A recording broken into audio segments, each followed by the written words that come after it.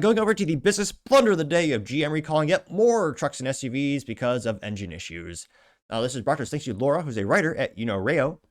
And they say, quote, "Goodbye GM recalls popular models like the Silverado, Escalade due to a risk of catastrophic failure of the L87 V8 engine. The National Highway Traffic Safety Administration investigates." And here you can see, well, ironically, the old iconic tower, the Renaissance Tower over in Detroit. I believe that's the building, though. I believe last year they actually moved out, but nevertheless, there's a picture of an iconic building with the GM logo slapped upon it. Now, they say, quote, "General Motors is facing one of the most significant crises following the confirmation of a new massive recall. Over 600,000 trucks and SUVs are under scrutiny of the U.S., but this is not the only recall they're dealing with. More than 720,000 have been recalled globally due to the major failure in the V8 L87 engine, primarily used in the high-end vehicles. It is, of course, makes the situation even worse," which, yep. Again, small compact vehicles are mostly loss leaders for automobile companies. They do it just to build brand awareness, brand loyalty, and to fill that niche of the market that needs an entry-level vehicle.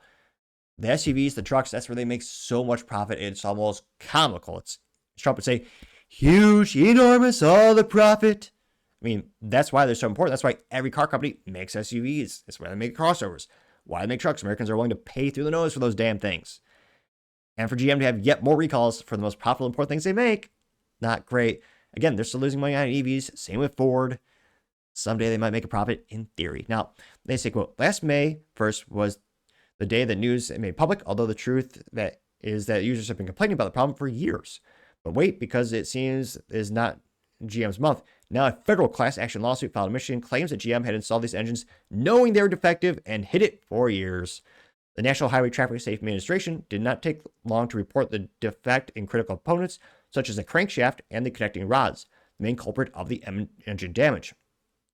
They say, we tell you below what's happening at GM and what you can do if your vehicle is affected, and it's affecting all the important vehicles that make them profit. Whoops." Now, they know these are vehicles manufactured between 2021 and 2024, and the identified failure causes the engine shutdown due to the issue of the crankshaft connecting rods. Now, these vehicles include the Cadillac Escalade and Escalade ESV, which is the thing that costs like $100,000 for an SUV, and is basically the same thing as a GMC or a Chevy with better badging, a little more tech, and a little more extra cowhide stored in there. Again, that's very important to sell the popular vehicles or the profitable vehicles. They also say that recall includes the Chevy Silverado 1500, the Chevy Suburban and Tahoe, the GMC Sierra 1500, which, same vehicle, different badges. Also the GMC Yukon and Yukon XL. Whoops. Jeez Louise. Now they say, was this already known? GM began the official investigation in the facts last January 2025, but the reality is that the forums and surveys from GM Authority itself, users had already been warning of recurring engine failures for years, which makes one thing that GM simply turned a deaf ear to the errors that could have cost them many lives on the road.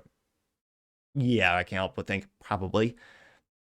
They know that this is where users' indignation comes from upon discovering upon it. According to the class action lawsuit, GM knew of the defect but never did anything about it, and did not even inform consumers.